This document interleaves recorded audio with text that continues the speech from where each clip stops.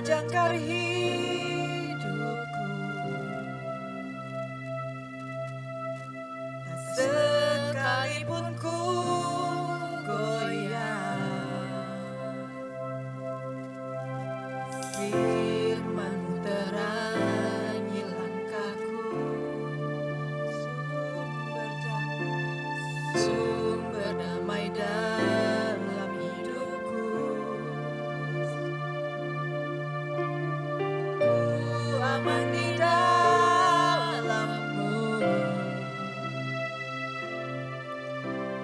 penyertaan-Mu sempurna,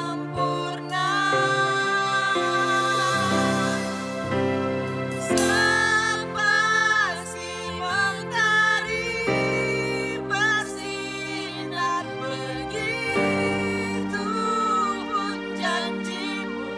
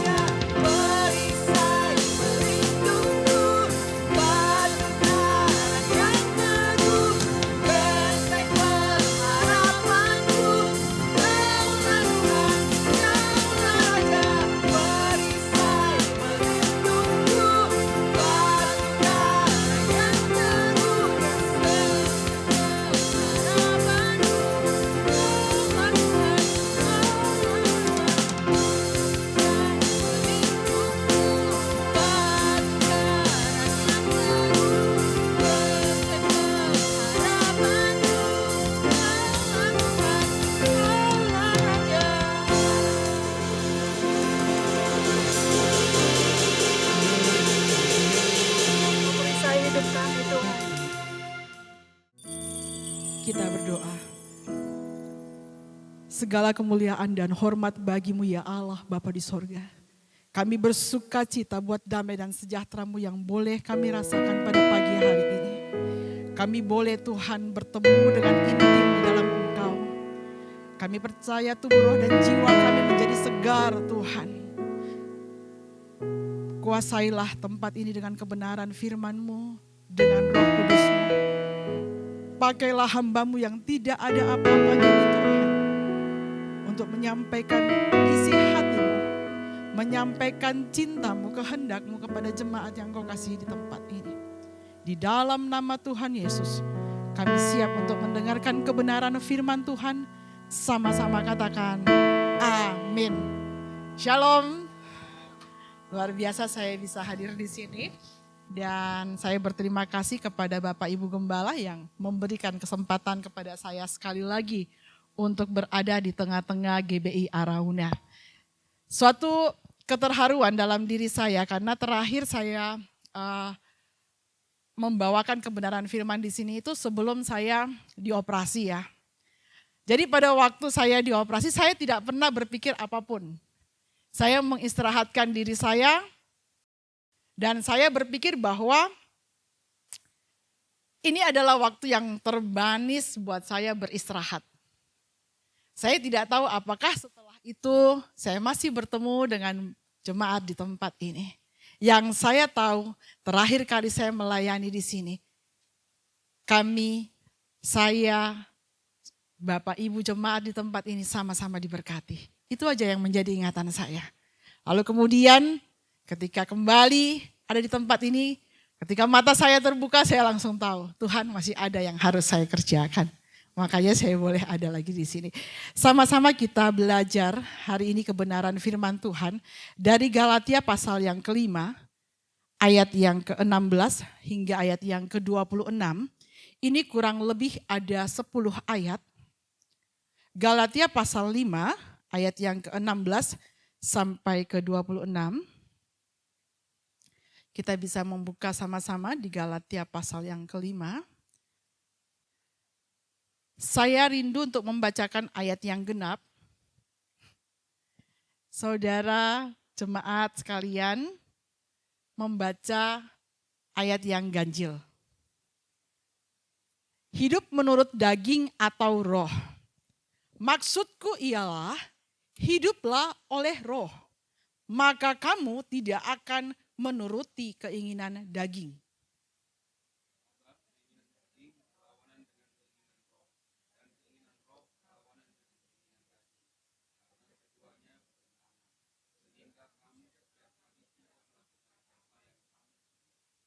Akan tetapi, jikalau kamu memberi dirimu dipimpin oleh roh, maka kamu tidak hidup di bawah hukum Taurat.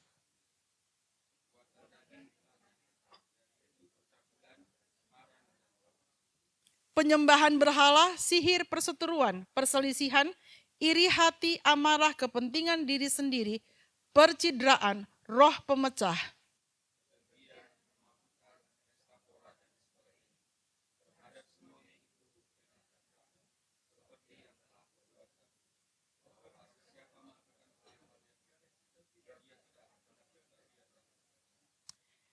Tetapi buah roh ialah kasih, sukacita, damai sejahtera, kesabaran, kemurahan, kebaikan, kesetiaan.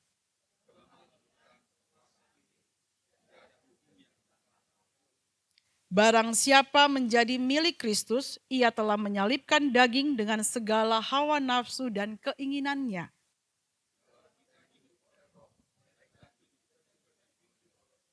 Dan janganlah kita gila hormat, janganlah kita saling menantang dan saling mendengki. Amin. Dari kebenaran firman Tuhan ini, saya memberi judul self-control atau penguasaan diri. Di zaman ini sangat perlu kita menguasai diri.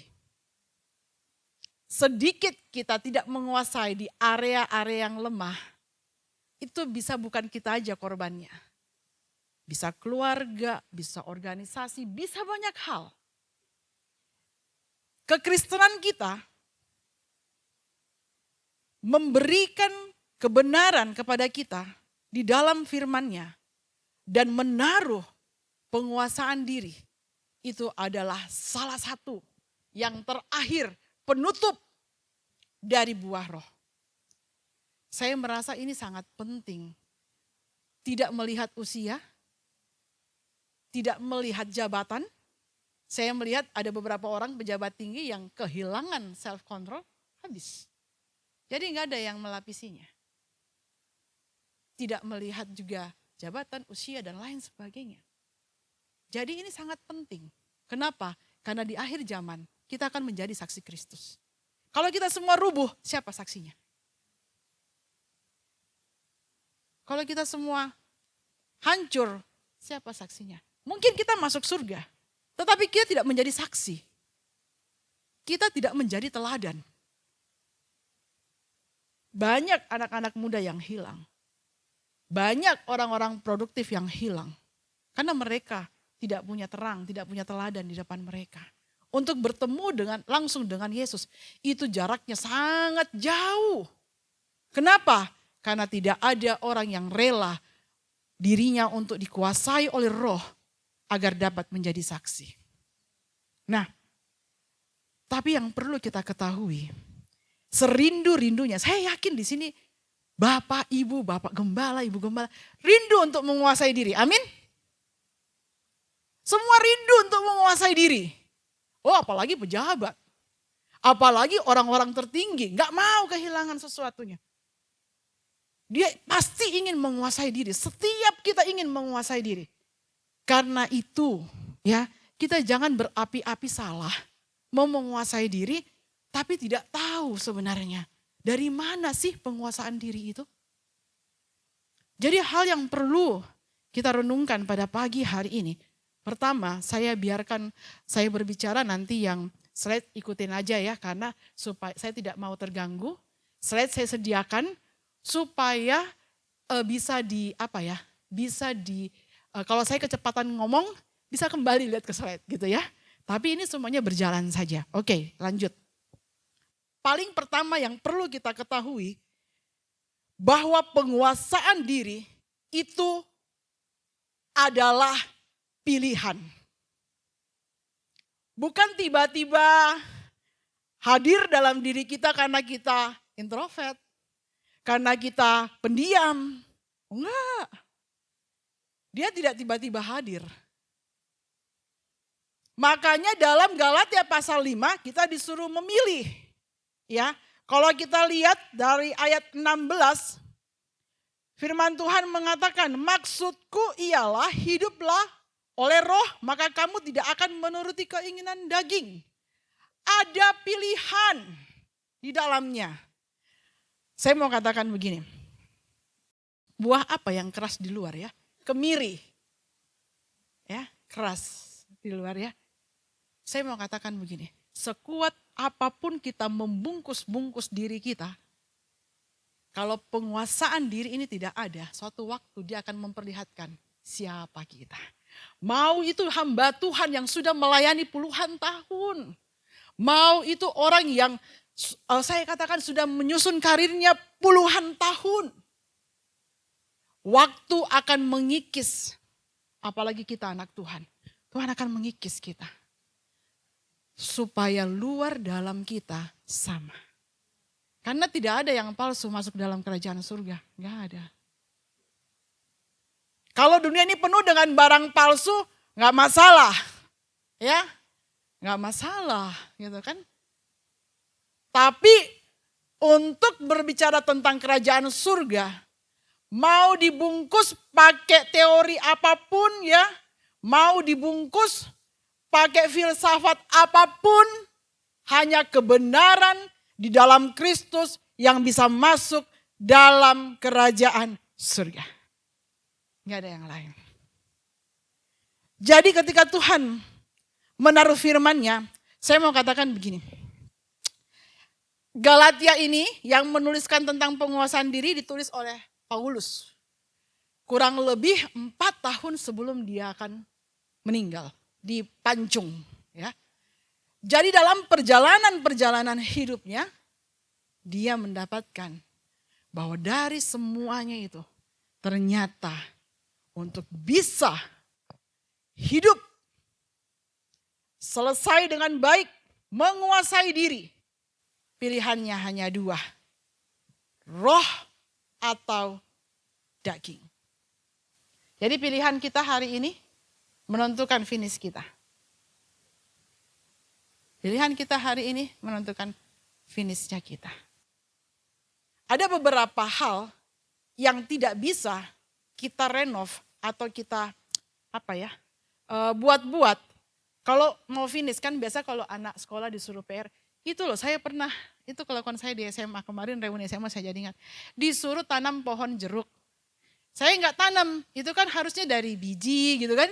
Terus tumbuh, saya nggak tanam, itu terjadinya 4 bulan lalu gitu. Terus ingat minggu ini harus dikumpul. Gimana coba? Harus dikumpul. Mau beli bibit, bibitnya mahal. Waktu itu saya nggak kepikiran. Saya tebanglah itu pohon, terus saya tancap. Saya hitung-hitung, kan rumah saya dekat dengan sekolah. Begitu mau tiba jamnya pelajaran biologi, saya tancap, saya tebang, saya tancap, segarlah dia. Wah, selamat saya dapat nilai kan. Guru saya mungkin karena hanya menjalankan itu sebagai tugas, dinilai. Ternyata hari itu kelas SMA ini ya, kelas 11 sampai kelas 110 tugasnya sama. Pohon saya yang di 11 dibawalah ke 112, 13, jadi digilir sesuai jam pelajaran. Sampai di 110 layu.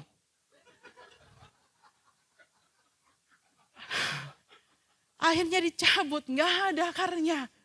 Ditanya lagi dari 110, 109, 111, dapatlah saya sebagai pelaku. Jadi memang ada hal yang nggak bisa. Ya, kalau tugas-tugas yang menulis bisa. Saya pernah juga di kampus. Saya tahu bahwa prof saya ini sangat sibuk. Giliran tugas dikumpul, saya nggak bisa karena saya memang kalau administrasi sangat kesulitan. Kalau presentasi ayo.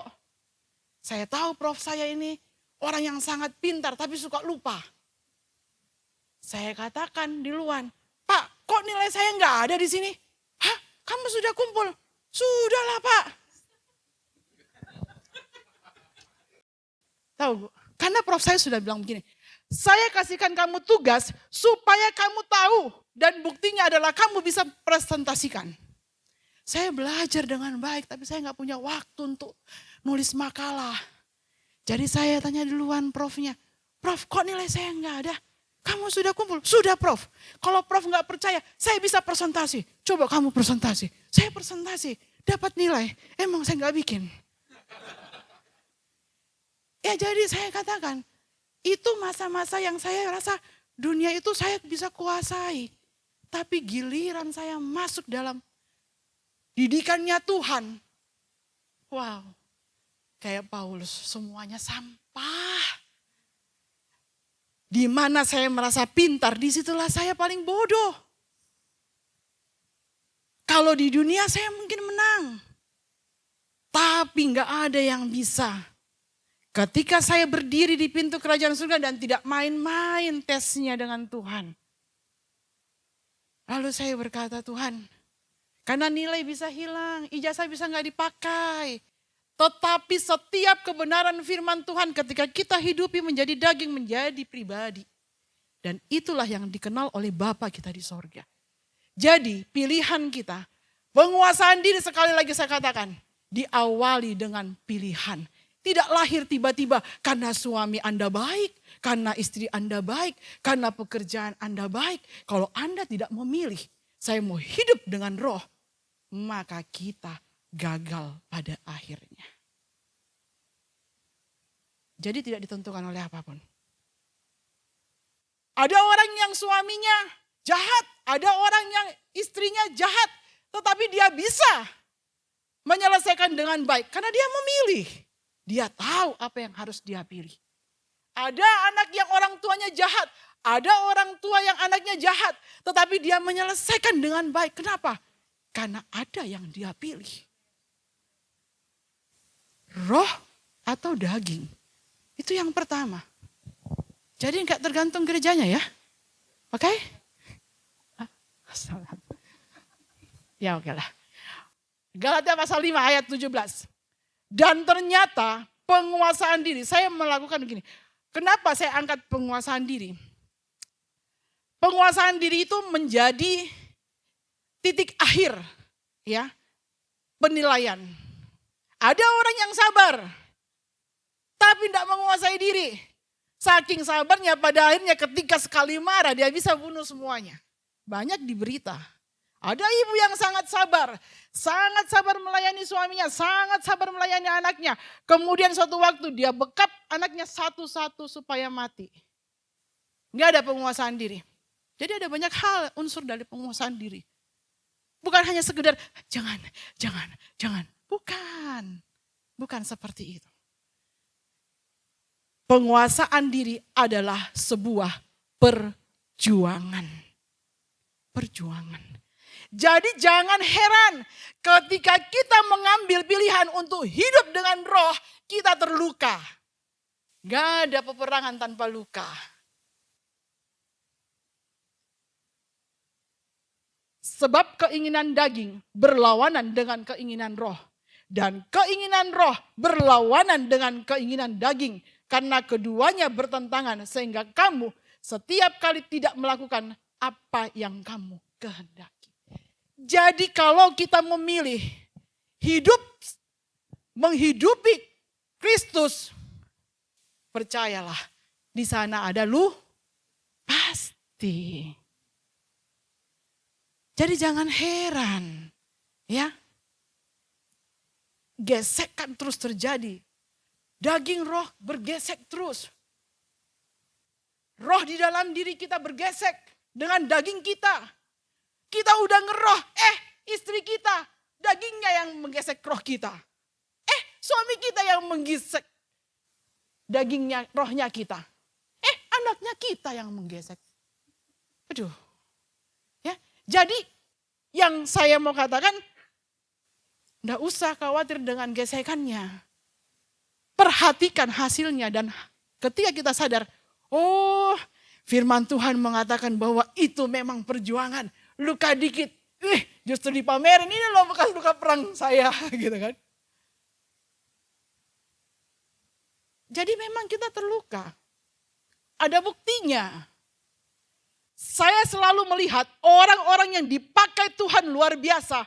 Itu kalau kita mau lihat secara dunia nggak layak. Nggak ada yang layak. Karena itu Tuhan sudah bilang apa yang bodoh bagi dunia itu kepakai untuk mempermalukan. Jadi saya katakan waduh.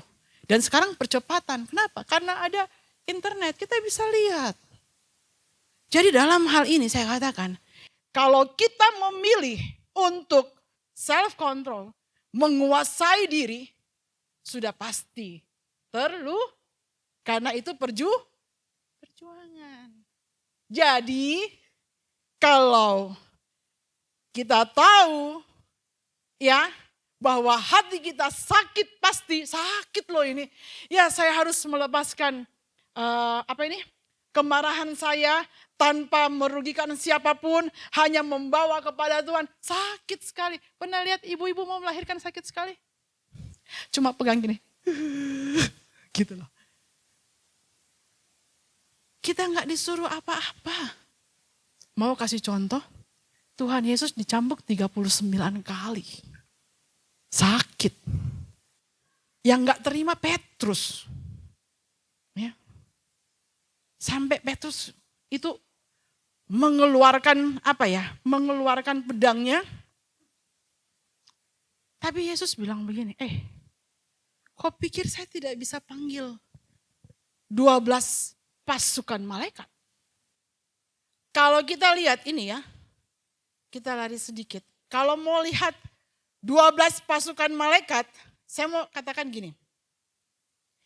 Kalau satu malaikat itu ya, di dalam Raja-Raja, nanti bisa dilihat ya. 2 Raja-Raja 19 ayat 35, Maka pada malam itu keluarlah malaikat Tuhan lalu dibunuhnyalah 185.000 orang. Jadi satu malaikat itu ya dia bunuh 185.000 orang. Oke, kita lanjut. Satu legion itu, satu pasukan legion itu ya. Dia terdiri dari 6.100 pasukan. 6.826 pasukan. Kalau itu kita lihat dari versinya zaman-zaman dahulu ya. Dia berasal dari bahasa Latin, jadi sekelompok pasukan itu namanya legion. Isinya 6.826. Satu legion. Kalau 12, ya kita kalilah ya. Jadi saya mau katakan begini. Kalau 12 ya, 12 dikali 6.000 lah. Nggak usah 6.800 tadi itu lupa-lupa kan? Saya juga lupa-lupa. 6.000 lah ya. 12 pasukan dikali 6.000 kan satu pasukan 6.000. Terus dikali 185.000 kan satu malaikat bunuhnya 185.000. Tahu berapa? 13 miliar lebih. Penduduk bumi sekarang ini 2024 berapa? 8 miliar doang. Jadi seandainya Yesus mau bilang, kalau saya mau bilang kiamat hari ini, kiamat. Ya, kita aja yang butir-butirnya dapat juga, karena terhitung di 8.000 cuma. Sedangkan hasilnya itu 13.000. Sekuat itu Yesus melawan. Sekuat itu. Dan Petrus pikir, lemah sekali Tuhanku. Kita masih di Petrusnya atau sudah di Yesusnya belum? Nah, kita bertumbuh lah ya. Peduli kita mulai dari mana. Tapi kita bertumbuh hari ini. Di saat dia berpikir seperti itu, waduh Yesus kok lemah sekali. Ditangkap kayak penjahat. Dipermalukan, ditampar di situ. Tuhan ngomong, saya sebenarnya selama ini nggak terlalu perhatikan sih 12. Kamu pikir saya nggak bisa panggil 12 pasukan? Saya nggak, ya biasa-biasa aja gitu. Tapi ketika saya coba merenungkan, ya ampun itu 13 miliar. Sekarang aja penduduk 2024 cuma 8 M. Artinya Tuhan mau bilang, kamu pikir saya nggak bisa bikin kiamat? Wow, kekuatan yang luar biasa. Makanya dia bilang, dia berdoa sebelumnya. Tuhan, kalau boleh cawan ini lalu. Perjuangan Yesus menghasilkan luka, darah, dan keringat. Ya kan? Makanya ketika dia berdoa di Taman Getsemani sering dibahas. Luka, sering dibahas ada darah, ada keringat bercampur. Orang bilang stres. Saya bilang dia sedang memperjuangkan penguasaan diri. Supaya apa yang Allah firmankan, Bapa rencanakan terjadi. Jadi bukan karena stres. Ya, ada perjuangan di dalamnya. Begitu kuatnya perjuangan itu. Sampai dia secara manusia mengeluarkan tetesan darah bercampur keringat. Jadi bukan hanya sekedar stres takut disalib. Gampang aja kok tusuk paku di situ. Tuhan bilang nggak tembus kan. Kayak pemain sulap kan bisa aja kayak gitu. Tapi Tuhan pikir, aduh saya lagi tidak seperti itu. Saya lagi memandang kepada Bapa, berserah kepada Bapa dan memperlihatkan bahwa ya Bapa dengan semua yang sudah Engkau anugerahkan kepadaku, aku kembalikan kepada. Jadi penguasaan diri kalau kita berdarah, kalau kita menangis, kalau kita punya air mata, kalau kita punya luka di hati itu biasa karena perjuangan. Ya. Jadi kalau luka kembali ke pasal 1. Pilih roh. Ya. Sama waktu saya kuliah juga, saya masih ingat. Pasal 1 senior enggak pernah salah. Pasal 2, kalau salah kembali ke pasal 1. Jadi enggak pernah salah ya. Jadi kalau luka kembali ke pasal 1. Mau pilih roh atau daging? Tadi dibilang, mau iri hati kah? Mau dengki kah? Kan? Sudah disuruh pilih. Selanjutnya, kita harus tahu bahwa penguasaan diri lahir dari pimpinan roh sehingga menjadi bagian dari buah roh. Artinya begini. Tidak ada satu kampus atau gereja pun yang bisa membentuk Anda memiliki penguasaan diri. Nggak ada. Kalau body language ada. Boleh meditasi, apalagi yoga, terbentuk kita. Ya, jiwa kita terbentuk bisa. Tetapi ketenangan bukan berarti penguasaan diri. Iya, ketenangan masuk dari bagian penguasaan diri, tetapi bukan penguasaan diri yang sesuai dengan standarnya Tuhan. Tidak seutuh itu. Jadi penguasaan diri ini jangan kita batasi dengan pengalaman kita. Jangan kita batasi dengan pengertian kita. Karena ketika berbicara tentang penguasaan diri, yang Paulus tuliskan, itu menjelang kematiannya 4 tahun ke depan. Dia sudah mengalami berbagai hal. Dan saya mau katakan, ketika dia tahu penguasaan diri, mau dipenggal pun sudah bukan menjadi pikiran buat dia. Paulus dalam penjara selalu memikirkan umat. Bagaimana mereka? Bagaimana nanti mereka? Ada banyak rahasia yang Tuhan sampaikan kepadaku. Dan belum sempat saya menyampaikan. Maka diam-diam Lukas datang bawa kertas supaya bisa ditulis. Supaya tersurat. Dan kalau seandainya Tuhan Yesus tidak mencurahkan Roh Kudus-Nya, itu akan menjadi rahasia dan tidak kita pahami sampai hari ini. Tapi kita bersyukur hari ini. Roh Kudus membuka mata kita. Selembar demi selembar. Sehingga kita bisa melihat Yesus itu dekat dengan kita. Bukan 2000 tahun yang lalu. Yang seperti sejarah. Tetapi nyata hari ini. Detik ini nyata. Nah, pimpinan roh. Jadi ketika Yesus mengangkat roti dan mengatakan inilah tubuhku yang dipecah-pecahkan. Dan setiap kita yang menerima, kita menjadi orang yang bersedia dipimpin oleh roh. Roti yang kita pegang, roti yang Bapak Gembala angkat di depan mimbar, roti yang sama. Tetapi yang membuat itu berubah adalah iman di dalam diri kita. Itu yang membuat berubah di dalam diri kita. Jadi dalam hal ini, makanya Paulus menuliskan sebagai puncak ya dari semua buah roh, kasih, sukacita, damai sejahtera, kesabaran, kemurahan, kebaikan, kesetiaan, kelemah lembutan, dan yang terakhir penguasaan diri. Dituliskan oleh Paulus sekali lagi sebagai nasihat emas buat kita semua. Lalu kemudian Petrus juga menulis. Karena setelah Paulus dipenggal kepalanya, Petrus pun menulis di 2 Petrus. Jadi dalam surat 2 Petrus, ya surat-surat Petrus ya, terutama yang 2 Petrus itu dituliskan. Ketika Petrus mengetahui bahwa dia juga akan segera meninggalkan dunia ini.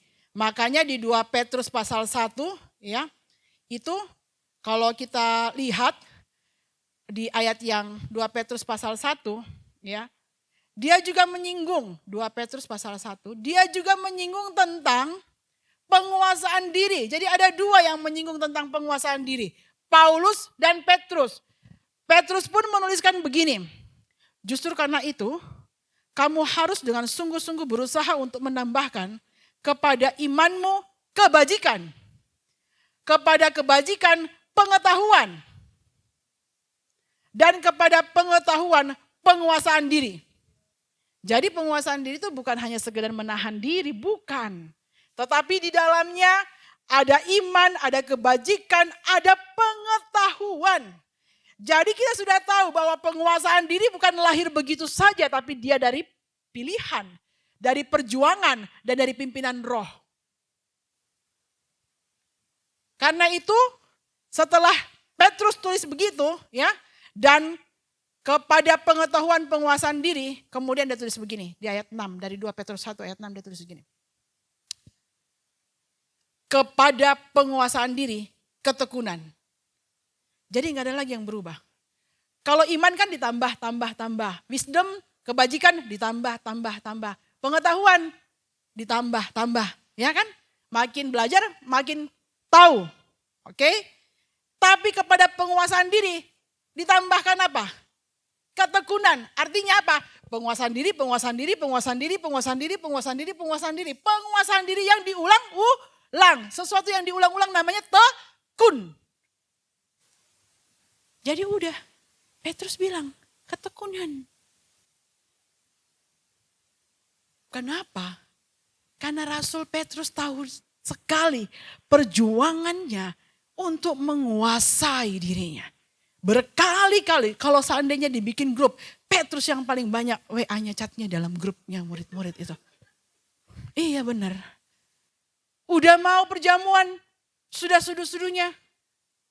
Tuhan Yesus sudah ambil handuk, udah ambil baskom, mau dibasuh. Dia masih bilang lagi nih, jangan dibasuh kakiku. Karena Petrus berpikir, ya waktu itu, bahwa dia tahu sesuatu. Tuhan, dia punya pengetahuan dalam kepalanya. Seorang raja gak boleh merendahkan diri. Itu pikiran dia. Jadi dia menguasai dirinya, menjaga dirinya seelegan mungkin. Karena cita-cita dia bahwa Yesus akan datang sebagai raja di atas segala. Raja orang Yahudi yang akan membebaskan mereka. Petrus ini juga punya kayaknya punya pendidikan politik juga. Karena dia tahu nih mau kasih jadi raja ini. Raja harus jaga wibawa. Maksud Petrus itu begitu, jangan tunduk-tunduk Tuhan. Ayo dong tegak-tegak gini, oh ini calon raja saya gitu kan. Tapi akhirnya dia tahu, makanya dia ingatkan. Kalau kau sudah kuasai dirimu dalam satu bidang, di bidang lain lagi harus tetap penguasaan diri. Petrus sudah kuasai dirinya dalam hal itu, sudah patuh. Akhirnya dia bilang, kalau gitu kasih mandi aja Tuhan. Tuhan bilang kalau mandi enggak sekalian, enggak mandi. Kata dia, kamu sudah bersih. Untuk hal itu Petrus mengerti dan Petrus tidak ulang lagi. Tapi ketika ketakutan lagi datang waktu Yesus disalib, dia buat lagi. Tapi untuk soal yang berbeda. Jadi Petrus itu selalu menghadapi soal yang berbeda. Untuk soal yang sama, dia gak melakukan kesalahan 2 kali. Beda dengan Yudas. Jadi Petrus itu melakukan banyak kesalahan, tetapi tidak ada kesalahan yang 2 kali. Gak ada. Kalau Yudas ya ulang-ulang. Dengan kesalahan yang sama. Kalau Petrus memang mau belajar. Saking interaktifnya dia mau belajar, sering dia mendahului gurunya. Ya, makanya dia bilang, ternyata ketika saya menguasai yang satu, saya harus tetap menguasai juga di medan sini. Saya juga harus menguasai di medan sini. Jadi dalam hal ini, ketika kita harus memilih, ketika kita harus berjuang, ketika kita harus dipimpin, kita pasti menghadapi ujian. Saya mau katakan begini, siapapun di tempat ini tidak ada yang bisa memilih soal ujiannya. Ada yang bisa milih? Ikut dong. Nggak ada yang bisa milih kan? Oh saya siap di finance. Oh saya siap di finance. Kalau datang ujian finance saya siap di finance. Kena penyakit. Oh saya siap di sakit. Saya siap di sakit. Saya jaga tubuh saya. Siapa ya? Billy Lantang ya. Jaga kesehatan. Kena kanker darah. Mau jaga di mana? Orang kaya jaga, kena juga. Jadi kita tidak bisa memilih soalnya. Tapi ada kabar baiknya. Kita bisa memilih jawabannya. Oke? Kita bisa memilih. Otoritas ada di tangan kita. Kita bisa memilih jawabannya. Roh atau daging. Dipimpin Yesus atau dipimpin iblis. Itu aja pilihannya. Gak usah tambah pilihan lain, bikin repot saja ya. Oke. Dan ketika Petrus menulis ini, dia sangat khawatir. Ya. Dia sangat khawatir orang-orang Paulus udah meninggal. Terus saya juga akan meninggal. Makanya dia tulis ini. Supaya pengajaran ini sampai kepada kita. Itulah pentingnya surat Petrus ini. Kalau dia dilihat sejarahnya di slide selanjutnya itu sejarah tentang surat Petrus. Jadi pemimpin Paulus hampir sudah meninggal. Saya lagi mau meninggal, tapi saya cuma mau kasih satu sampaikan. Ketika kamu sampai di penguasaan diri, ya, harus engkau menjaganya dengan ketekunan, melakukannya dengan berulang-ulang kali. Makanya dia katakan, karena itu aku senantiasa bermaksud mengingatkan kamu akan semua itu. Aku menganggap sebagai kewajibanku untuk tetap mengingatkan kamu. Itu di 2 Petrus 1 ya. Ketika ayat 13-nya bilang begini, aku menganggap sebagai kewajibanku, 2 Petrus 1 ayat 13, untuk tetap mengingatkan kamu akan semua itu semuanya itu selama aku belum menanggalkan kemah tubuhku ini. Sebab aku tahu bahwa aku akan segera menanggalkan kemah tubuhku ini sebagaimana yang telah diberitahukan kepadaku oleh Yesus Kristus Tuhan kita. Jadi nasihat tentang penguasaan diri adalah nasihat yang sangat berharga bagi kita yang mau masuk dalam kerajaan Allah. Seperti itu ya. Jadi dua tokoh yang luar biasa ini menaruh tentang penguasaan diri itu sangat penting. Sangat penting. Nah, gak usah terlalu ribet-ribet. Selanjutnya, khotbah saya selanjutnya adalah implementasinya sudah ya. Jadi sampai di sini aja dulu teorinya. Jadi udah tahu ya bahwa penguasaan diri itu merupakan pilihan. Penguasaan diri itu adalah perjuangan. Penguasaan diri itu adalah hasil pimpinan dari roh. Jadi kalau kita enggak dengan rohnya, dengan dianya, roh itu ya huruf besar, penguasaan dirinya beda. Kualitasnya beda. Beda kualitasnya. Ya. Dan yang terakhir bahwa penguasaan diri itu adalah titik puncak, titik didih. Jadi Paulus menjadikan itu sebagai titik didih.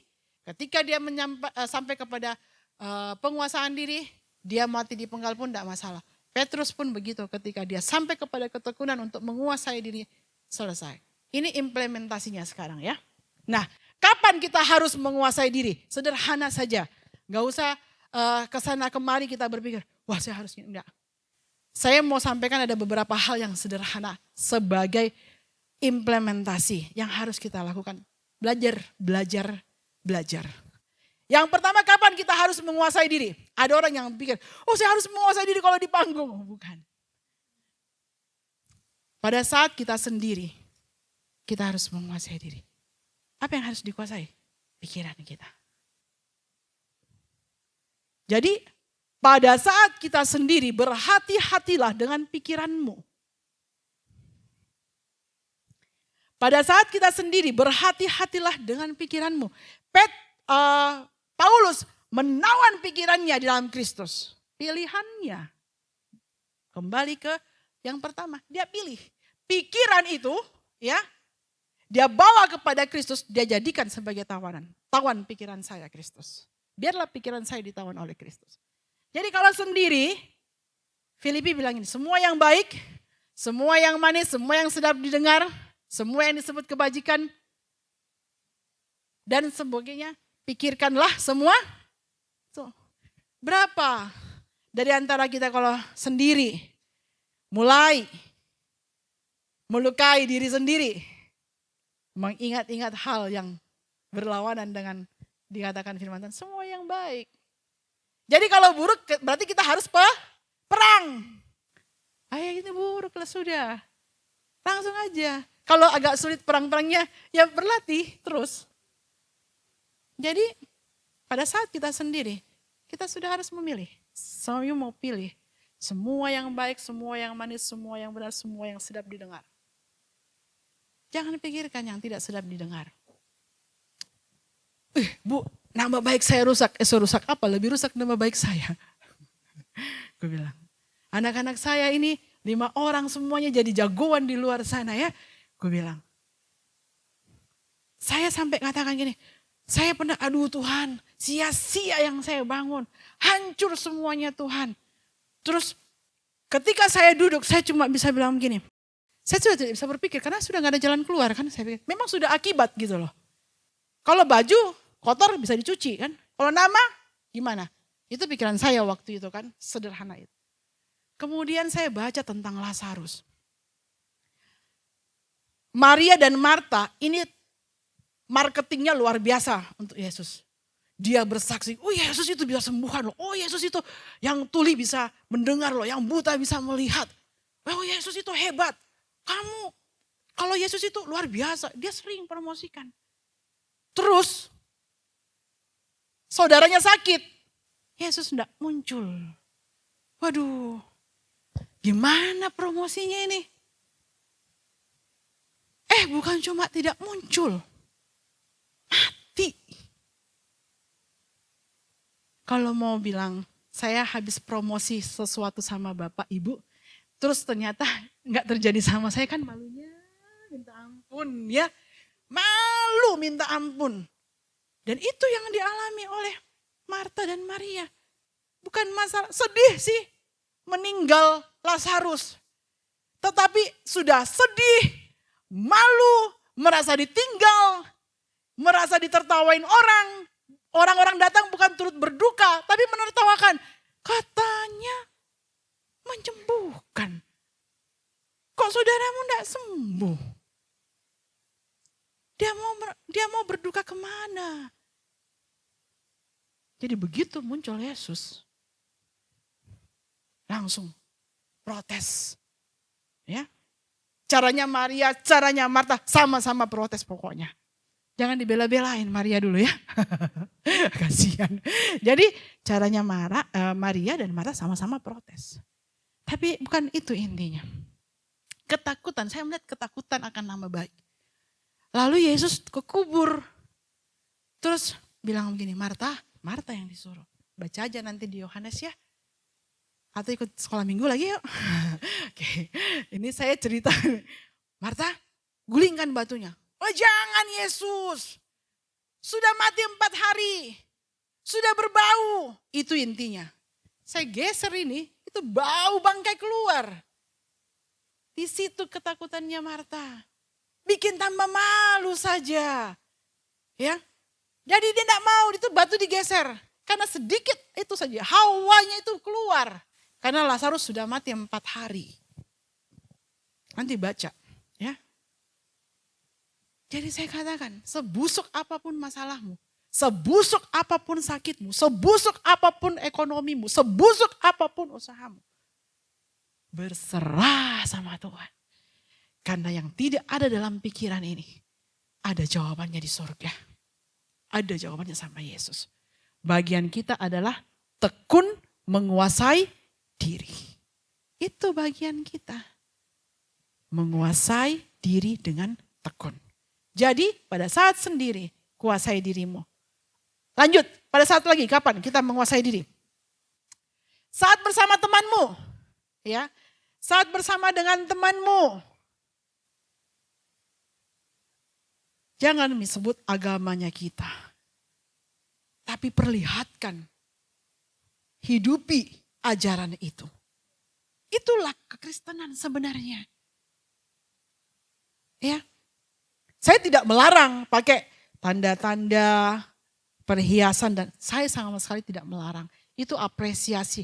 Mungkin sampai sebatas itu kita bisa mengapresiasikan bahwa saya butuh Yesus. Nggak masalah. Saya tidak mengikis itu. Tapi saya mau mengatakan upgrade yuk. Boleh. Saya pegang salib sebagai tanda Yesus ada gitu. Sama seperti kita pegang foto anak kita jauh tapi kita pegang fotonya karena kita ingin rasa dekat. Gak ada masalah dengan itu. Yang ada masalah kalau kita mandek di situ. Yang saya mau kita upgrade diri kita. Selain kita pegang itu, roh kita pun bertumbuh. Itu maksud saya. Jadi ketika kita bersama dengan teman-teman, jaga perkataanmu. Itu yang perlu dijaga. Supaya pertemananmu tidak rusak. Self control aja, pelan-pelan aja, yang sederhana saja. Pada saat sendiri saya jaga pikiranku. Jadi gampang dipraktekkan, kalau pulang langsung bisa praktek. Pada saat saya berteman, saya mau jaga perkataanku. Lanjut, saat bersama di tengah-tengah masyarakat umum, jaga sikapmu. Jaga sikapmu. Ya, ada beberapa tempat yang ditolak penginjilan gara-gara ketika Belanda datang menyerang. Ya. Penjajah itu sekalian datang menginjil. Sikapnya nggak dijaga. Sampai hari ini tempat itu tertutup. Itu contohnya ya. Jadi jaga sikap kita ketika kita berada di tengah-tengah masyarakat umum. Jangan nanti kita mau jadi caleg baru kita jaga sikap kita. Aduh, yang tertawa pelaku kah atau korban? Oke, jangan lama-lama di situ ya. Dan pada saat kita marah, ya, pada saat kita marah yang kita harus jaga emosi kita. Emosi dengan kebodohan itu beda tipis. Seperti tadi ya, Petrus kasih keluar pedangnya yang cuma satu itu, potong telinga Malkus. Dia nggak tahu itu compare-nya apa. Ketika Tuhan mengatakan, kamu pikir saya tidak bisa panggil 12 malaikat, 12 pasukan malaikat. Ya, Petrus kasih masuk sarungnya, dia nggak pikir 12 malaikat, dia cuma hitung 1, 2 waktu Yesus itu ada malaikat. Oh ini, dia pikir malaikat cuma bawakan Tuhan roti gitu kan. Pada saat di pencobaan, dia nggak tahu. Dia lupa menghitung kali-kali, seandainya dia hitung pada waktu itu, si Petrus juga menghitung bukan hanya sebagai politik, dia juga matematikanya tinggi. Oh, dia sudah bertobat sejak saat itu. Ya, tapi karena enggak, makanya dia ajak semuanya, ayo kita kembali Kita kembali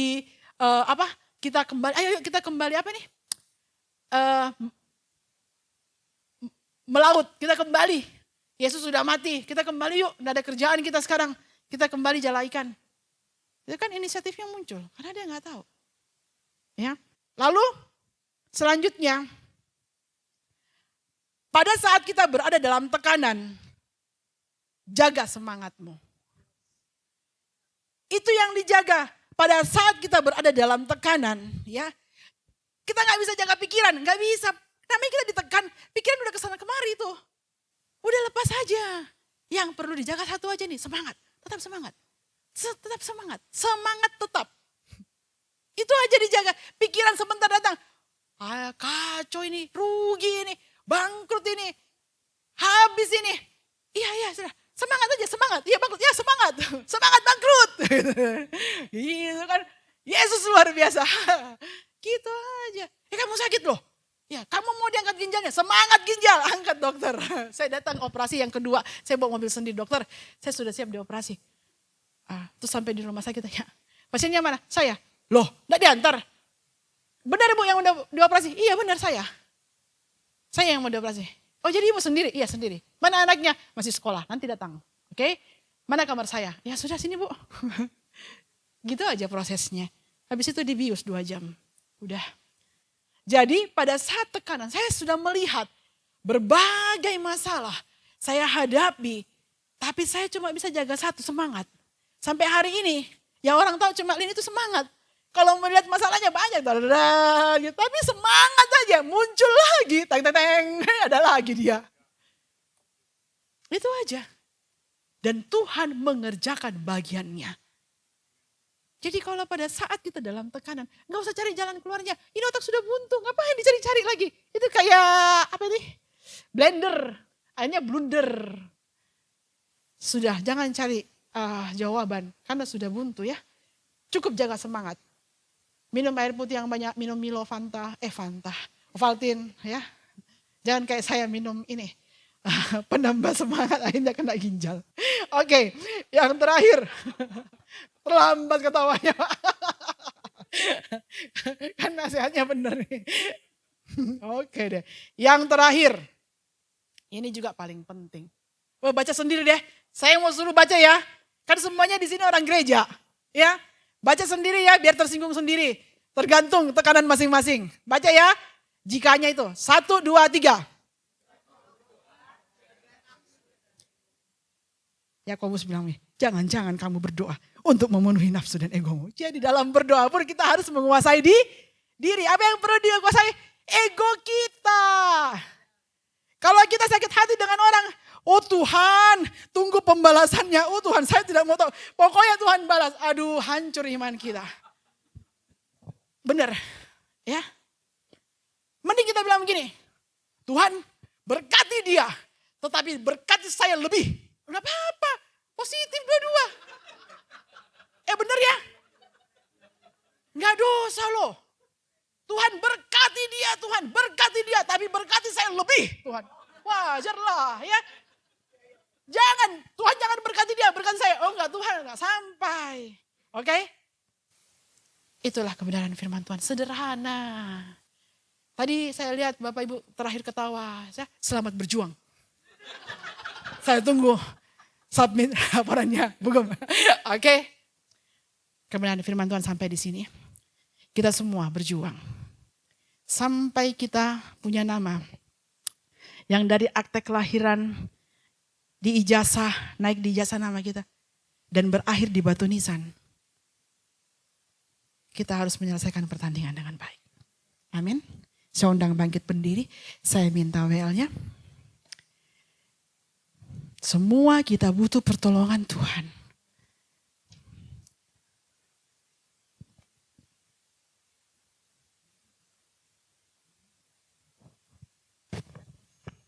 Haleluya Tuhan. Yang mampu kita lakukan saat ini hanyalah berserah diri kepada Yesus Kristus yang sudah sangat mencintai kita semua. Dia menahan emosinya, dia menahan sakitnya, dia menahan egonya supaya rencana Allah terpenuhi. Kita semua mendapatkan penebusan.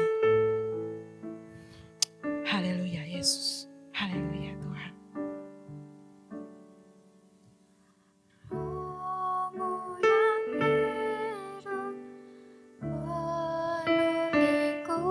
Yes, Lord.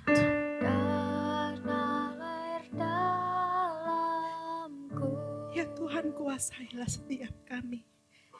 Jiwaku tenang bersamamu dalam naunganmu.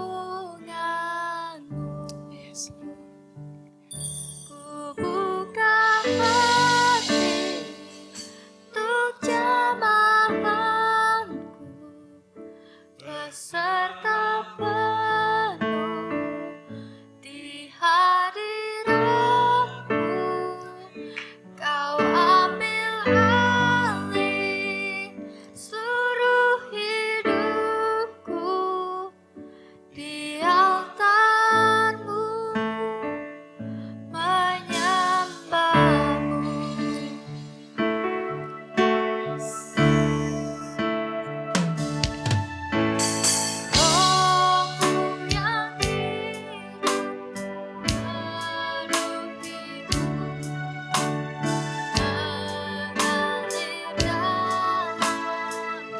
Rohmu yang hidup menuhiku, mengalir rohmu yang hidup di tempat ini Tuhan. Hanya ini yang kami rindukan dan punya, miliki Tuhan dalam dunia ini. Terima kasih buat tubuhmu yang terpecah-pecah untuk setiap kami Tuhan. Terima kasih buat tubuhmu yang terpecah-pecah buat kami Tuhan. Sehingga rohmu boleh tinggal di dalam kami Tuhan.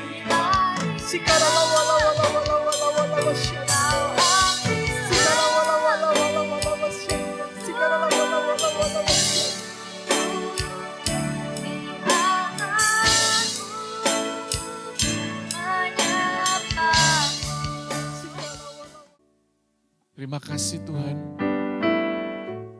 Kami terima firman-Mu. Kami diingatkan dalam perjuangan ada luka. Tapi luka itu menjadi investasi masa depan kami. Di mana kesembuhan-Mu membuat kami mengalami kemuliaan, menjadi berkat. Dan melalui setiap kesulitan itu bahkan kami melihat peluang mujizat terjadi. Bahkan saat mustahil sekalipun. Ketika itu sudah jadi bau bangkai. Tapi bagi Tuhan tidak ada yang mustahil. Kami tetap melihat dengan mata iman. Tuhan tidak pernah gagal. Tuhan tidak pernah gagal.